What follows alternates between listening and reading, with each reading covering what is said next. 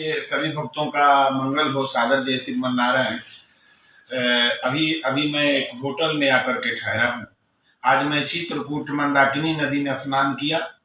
बहुत जगहों पर तो नहीं घूमा, लेकिन मैं कभी जिंदगी में चित्रकूट नहीं आया था, इसलिए आज यहाँ पर आया हूँ।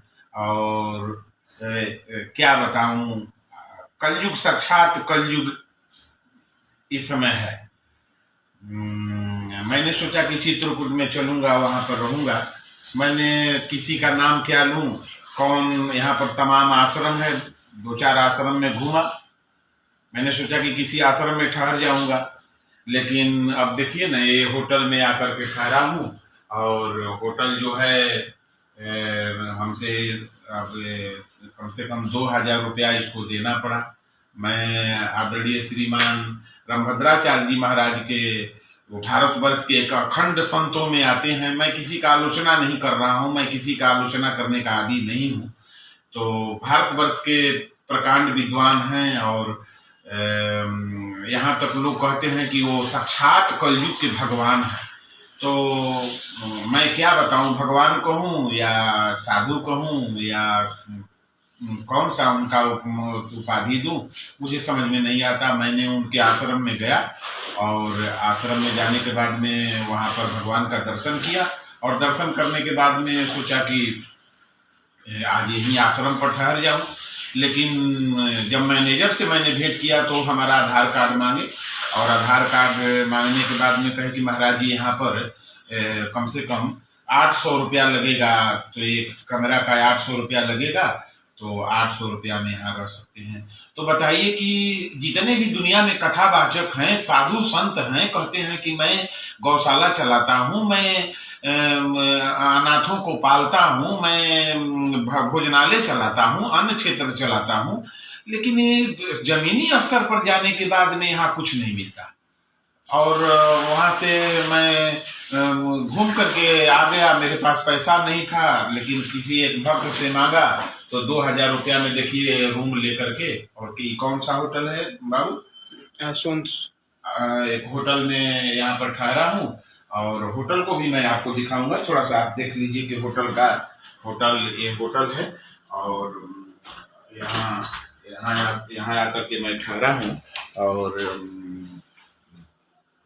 इस होटल का 2000 रुपया किराया है, और 2000 रुपया किराया है। और मैं कम से कम 10 आश्रम पर गया, 10 आश्रम में गया, घूमा। लेकिन आप लोगों से मैं हाथ जोड़कर प्रार्थना कर रहा हूँ कि मुझे नहीं लगता कि अब पृथ्वी पर कोई साधु है। अगर कोई संत मुझे मिल जाए तो मैं सबके सामने आजीवन अपना सारा सर्वस्व निछावर करने के लिए तैयार हूं। लेकिन संत अब रह नहीं गए कलयुग में। सब फोकस बना करके पैसा कमाना चाहते हैं, सब लोग कथावाचक बन करके धन कमाना चाहते हैं। कोई अब मुझे संत नहीं। मैं पूरे भारतवर्ष में हर जगह पर घूमा। कल मैं बागेश्वर धाम भी गया था, हर जगह गया, चित्रकूट में आया। मैं दुनिया के सभी जगहों पर घूमा, लेकिन आज तक से मुझे कोई संत नहीं मिला। अगर आप लोग किसी संत को जानते हो तो कृपया करके आप लोगों से मैं आग्रह करके हाथ जोड़कर प्रार्थना कर रहा हूं कि मुझे वैसे संत का दर्शन कोई करा दे, ताकि मेरा भी जीवन धन्य हो जाए। लेकिन गोस्वामी तुलसीदास जी लिखे हैं, कलयुग में यह असंभव है, संभव नहीं है। क्यों असंभव है? कि वो बाबा गोस्वामी तुलसीदास जी कलयुग का वर्णन किए हैं, तो उसमें कह दिए हैं, क्या कह दिए हैं कि संत मिलन और हरि कथा कली में दुर्लभ दोय, आदारा सुत लक्ष्मी पापी के भी होए। एकदम यथार्थ लिख दिए हैं। ऐसे तो फोकस में बहुत तमाम तरह के संत हैं, विद्वान हैं, बड़े बड़े गाड़ी से चलते हैं। मैं तो साधारण साधु हूँ, मेरे पास तो कुछ नहीं है, और हमारे पास न धन है, न दौलत है, न संपत्ति है। लेकिन मैं आज तक से पूरे भारतवर्ष में संत को जोहते रह गया, लेकिन मुझसे आज तक से कोई संत नहीं मिला। मैं तो संत नहीं हूँ, गृहस्थ आश्रम में रहने वाला हूँ, अपना कर्तव्य करता हूँ, तिलक लगाता हूँ, वस्त्र पहनता हूँ, और मेरे अंदर कोई संतत्व तो नहीं है। लेकिन मैं दुनिया में हर जगह पर गया संत को जोहने के लिए, लेकिन आज तक से मुझे संत नहीं मिले।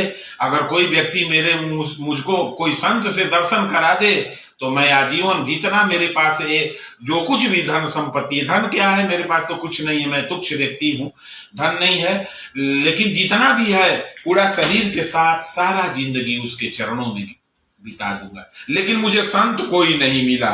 मैं दावे के साथ कहता हूं कि मुझे संत कोई नहीं मिला। आजकल देखिए बड़े बड़े, मैं तमाम जो मंत्रीगण है तमाम लोगों को मैं वीडियो बना करके भेजूंगा। मैं सबके यहाँ फोन लगा कर देखता हूं। आजकल बड़े बड़े जितने भी